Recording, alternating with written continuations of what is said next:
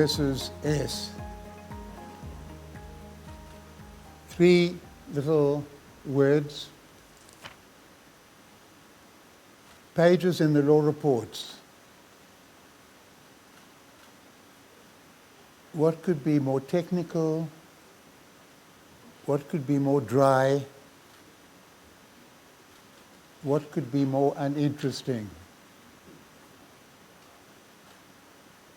Let me tell you the story behind MVS. Mrs. M, well, let me go back. It's recess time at the Constitutional Court, and we are going through all the applications that have been made by people who want to have their cases heard in the court. And I'm in charge of a batch of maybe 10 that I have to go through, and I get my law clerks to look at them and write a little memo. And there are 2 issues they have to decide. One, is the case that's been put forward, does it raise a constitutional matter? We're a constitutional court. We don't hear ordinary appeals. There has to be a constitutional matter. And secondly, if it is a constitutional matter, does it have a reasonable chance of success? Hopeless case, using up public time, important time, no go. And I hold up a particular case, Mrs. M, and I said, give me your view. I think this is the most hopeless application that's ever been made to the court. Mrs. M had used a credit card to go to a number of stores, number of shops, to buy anything from a loaf of bread to a bottle of wine, some cheese. Unfortunately, she didn't have any funds at the bank. And she did it again and again and again, maybe 30 times, maybe a total of $300-400 equivalent. And the police are called. She's put on trial. She's got no defense. She's found guilty, and the magistrate says, don't do this again. And I'm giving you a suspended prison sentence. You don't go to jail. It's 2 years, suspended on condition you don't do it again. She does it again. Not only does she do it again, but she released on bail, and she does it again. So out on bail, second round of charges during a suspended sentence. And she says,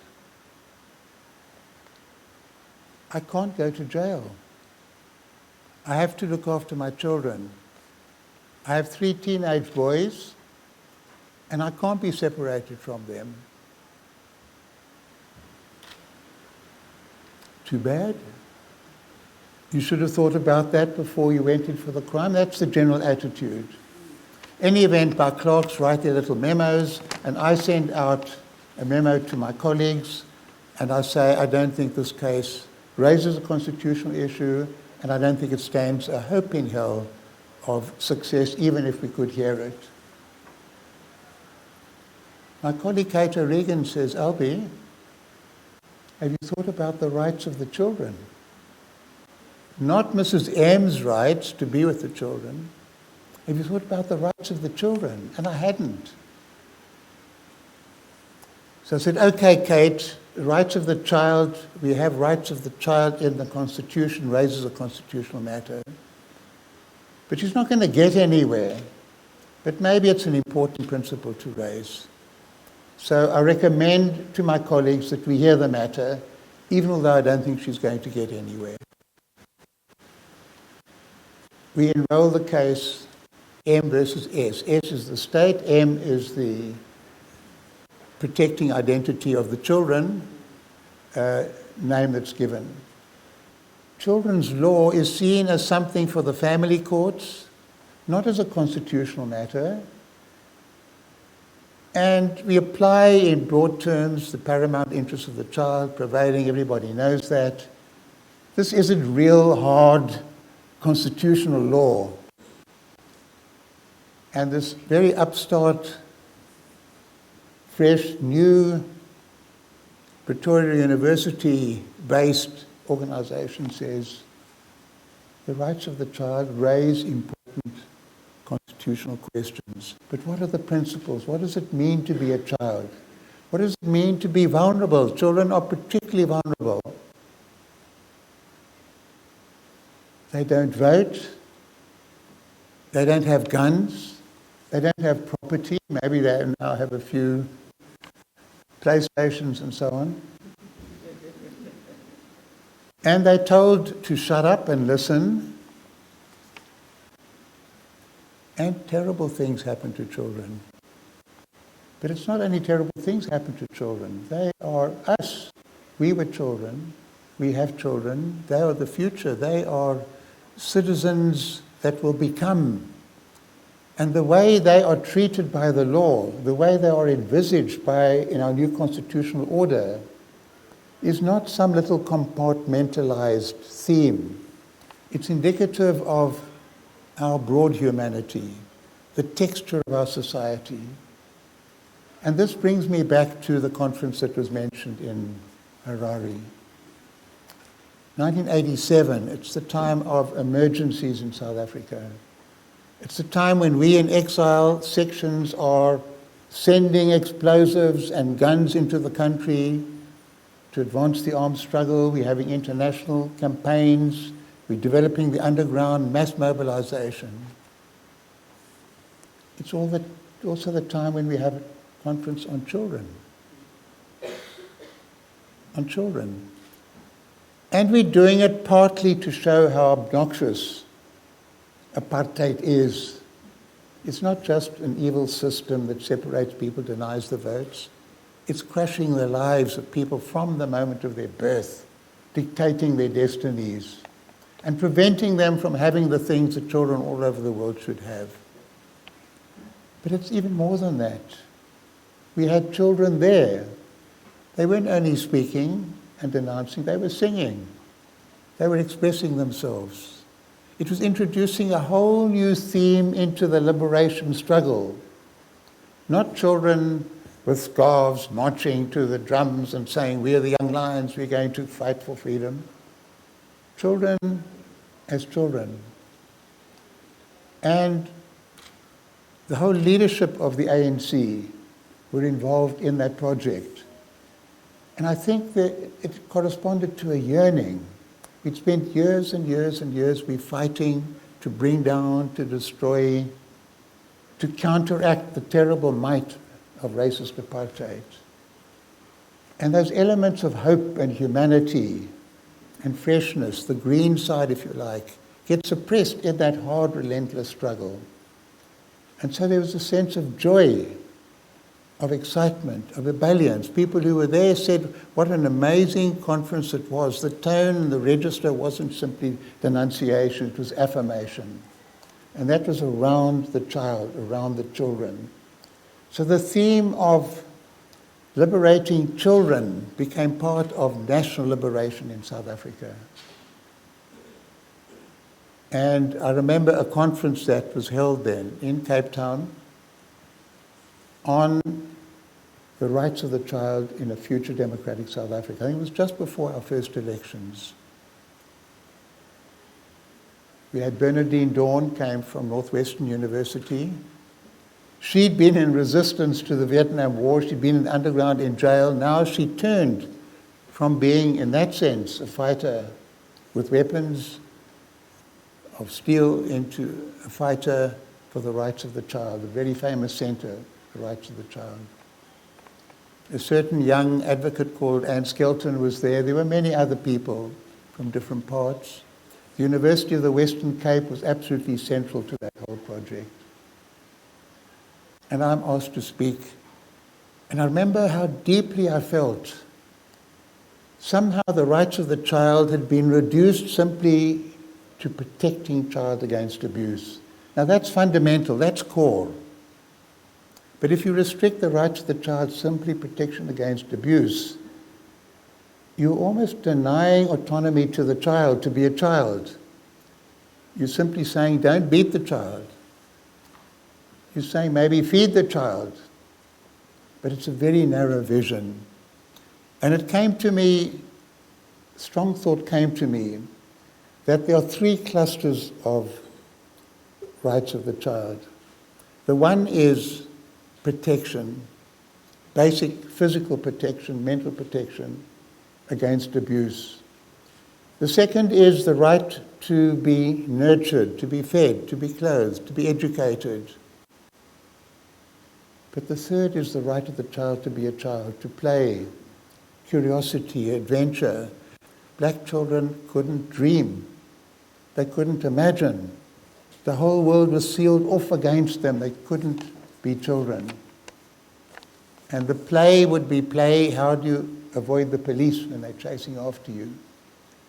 And that theme of the child expressing himself or herself as a child just emerged so strongly. The new democratic South Africa that we have is a South Africa where everybody can express themselves as human beings all the way through.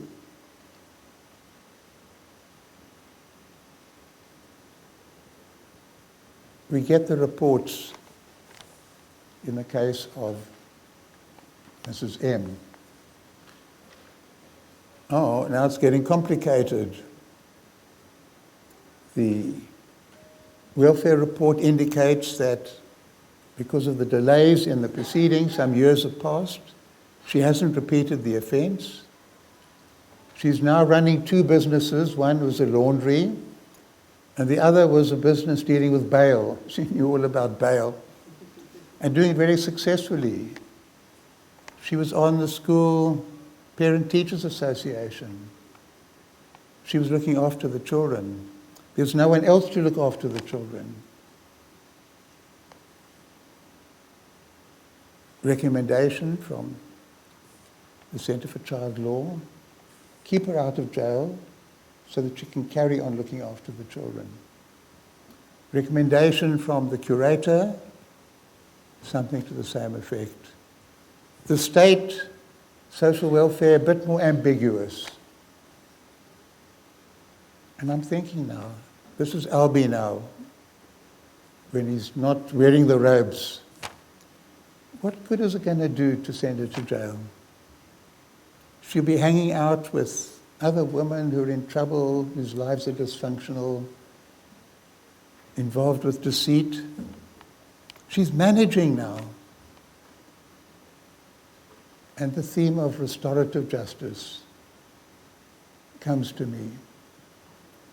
Restorative justice in South Africa is very much related to child law. The act that we heard about is based on principles of diversion, restorative justice. Don't leave it to the state to try and get correction. Leave it, trust the community, the neighborhood, the faith communities, the families, to get the reintegration of the person who's misconducted himself or herself into the community.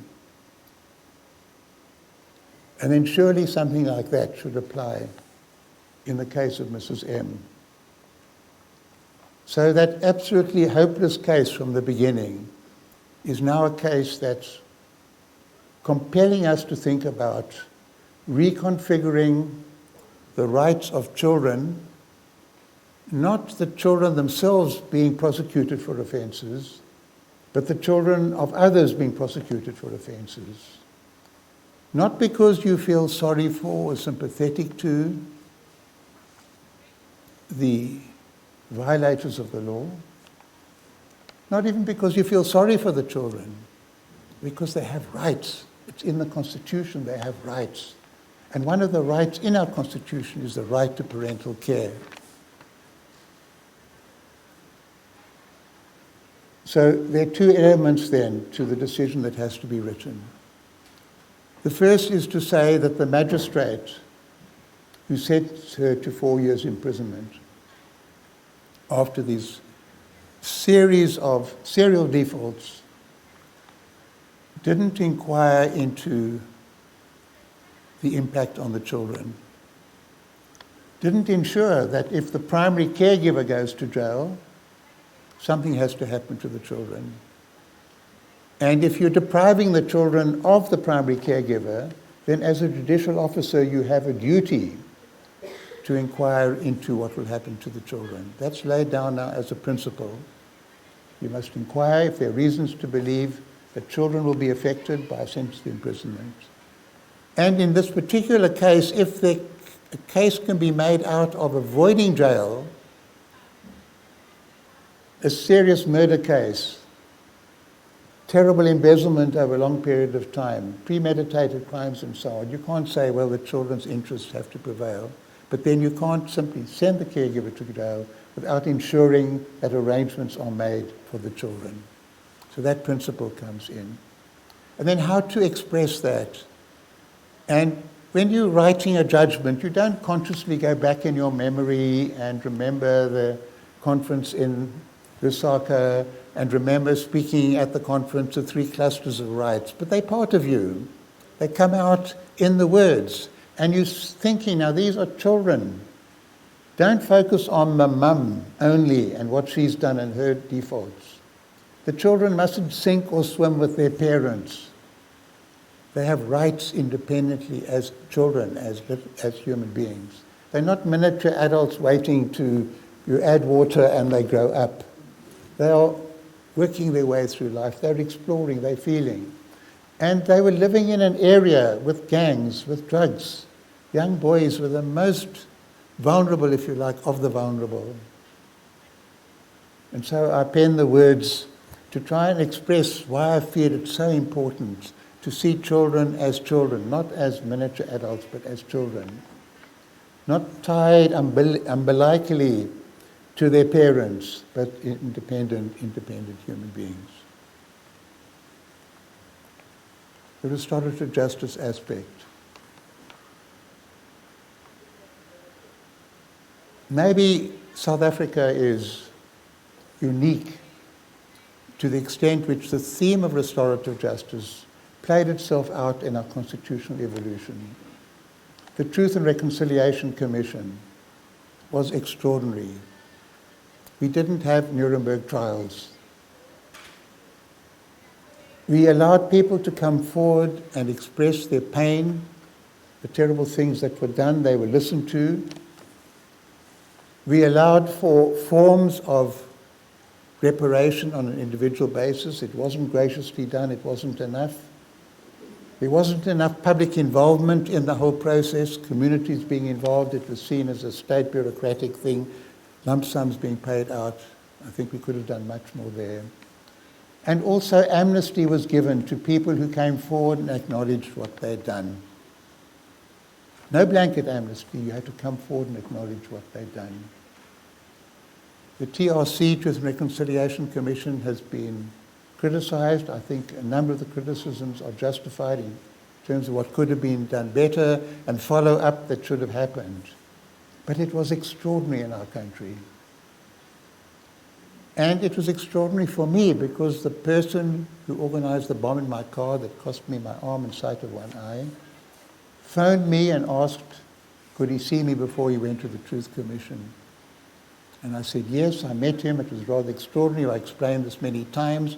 I said, I can't shake your hand, go. And he shuffled away. And I met him months later at a party. He said, I went to the Truth Commission. I told them everything I knew. And you said, one day you will. And I said I'd shake your hand. I shook his hand. I almost fainted. He went away absolutely elated. And it did something for me. The enemy wasn't just the regime, them. It was this man, Henry van der Westhuizen, who'd had the courage, maybe, the opportunistic, whatever the motive, to go forward, acknowledge what he'd done. We're now living in the same country. So restorative justice was something, for me, based on this principle of Ubuntu, interaction, interdependence between human beings. Not seeing right simply as each person on your own, an atom colliding with other atoms, keep out. It's not simply the right to be left alone. It's the right to be in communities, to associate, to live in your bodies, your neighborhoods, your communities. It's so strongly embedded in African culture and the spiritual side, if you like, the cultural side, something I learned so much from being in the struggle. And that spirit of Ubuntu now enters into our law. And it's in that feeling, recognizing Ubuntu, we have a remedy that Mrs. M doesn't go to jail. She has to pay back the money. Can you imagine all the stores being astonished? She comes there and she pays back the money. She's making reasonable money from a bail business. She has to get counseling. There's something desperate about her, compulsive. And she has to do some kind of community service. We don't say what it has to be. And then she's back in the community. And the children have their mother. And somehow our society becomes a little more gracious. Instead of chucking her in jail, where nothing positive comes out, simply as a warning to others. Not all my colleagues agreed. All my colleagues agreed on the principle, the interests of the child, demand that they be taken care of by the judicial officer. It's a total mental shift now. Instead of saying you should have thought of your children before you committed the crime, it's saying whether you thought of your children or not, your children are children, they have rights. We as judges have to think of the children, independently of what the mother might have done. But also the theme of restorative justice, Ubuntu. And I want to conclude with this because I think, in a sense, my story starts liberation struggle, meeting in Harare, focusing on the hopefulness that goes with children, the generations not marked, not stained, not suppressed by apartheid will emerge in our new society. And my presentation now ends with Ubuntu and the meaning for human rights law. I had a very extraordinary experience in Colombia when the Constitutional Court of Colombia had a conference on the peace process. And he said, the FARC rebels shall pay for what they've done. They must go to jail. No impunity. And Albie Sachs, speaking from the background of Ubuntu, is saying, we want peace, we want to end the war, we want the guerrillas to lay down their arms, we want them to join the political process. There's no impunity for them, like the generals who committed terrible crimes and gave themselves impunity. They were bombed, they were hunted. The power of the state was used against them in their struggle. And now you want to help convert and transform their energies, their imaginations and so on into the project of peace. You want to reintegrate them into the society. And I tell the story of my meeting with Henry and how valuable it's been to me, and I think to Henry and to our country, to have processes like that. So it was human rights counterposing peace and justice. You can't, I would say, buy peace through allowing or suppressing criminal proceedings against those guilty of the kidnappings and often awful things that the FARC rebels did. And Albie Sachs, speaking about justice, doesn't only take the form of executions, of incarceration, and paying financial penalties. There are other forms of justice, restorative justice. And I think this can be a huge contribution that Africa makes to the international human rights community, not in that sense of weaponizing human rights in an implacable, categorical way, and saying if you don't punish the violators of the peace, the order, people who have done terrible things through the criminal justice system, you are somehow granting impunity and allowing impunity to reign. It's to provide an alternative vision of justice that helps to reintegrate those who've done awful things into the society. In the end, in Colombia, they had a mixture, and it hasn't always worked out well, and it's still a contentious issue, and there's still a lot of pain on all sides.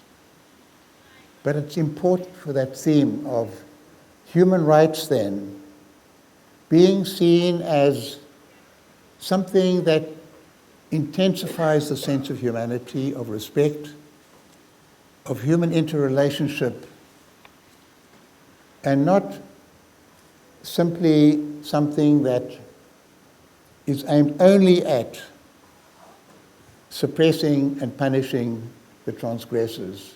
To me, restorative justice is more powerful than criminal justice. If it works, if it's successful, it's more lasting, it's more enduring, it penetrates more deeply, it rehabilitates more profoundly. So we have to denounce the torturers, we have to denounce the killers, we have to denounce the kidnappers. We certainly have to denounce those people who embroil children in war and make them weapons of war. We have to have war crimes tribunals. We absolutely have to have those things. But that's not the end of the matter. And just sending a few of the top war criminals to jail is not reaching out to the society as a whole. And so I feel that we, from Africa, and this is something I've learned, I didn't grow up in a culture where Ubuntu was part and parcel of my world. I grew up in a culture, if you like, of revolution, of transformation, of change, of rights for the masses. But that deep spiritual, cultural thing of human interconnection, I think, is so important. Last night I mentioned how exciting it was to see the ebullience, the wit, the humor, the interaction between the people from all over Africa, because so often people in the human rights arena have long faces. They feel all the pain of the world, they carry it around with them, and they don't laugh, they don't have joy, they don't sing, they don't move, they're almost paralyzed by, almost depressed by the weight of the matters they're dealing with, and that helps nobody. It doesn't help yourself, you burn out very, very quickly. But if you can retain your humanity in the human rights arena, then you become a better human rights fighter, and you become maybe a more sustainable human rights fighter, and then somehow your touch and the way you do things works out better with your colleagues, with the international human rights community, and with those who need your collaboration assistance the most. Thank you.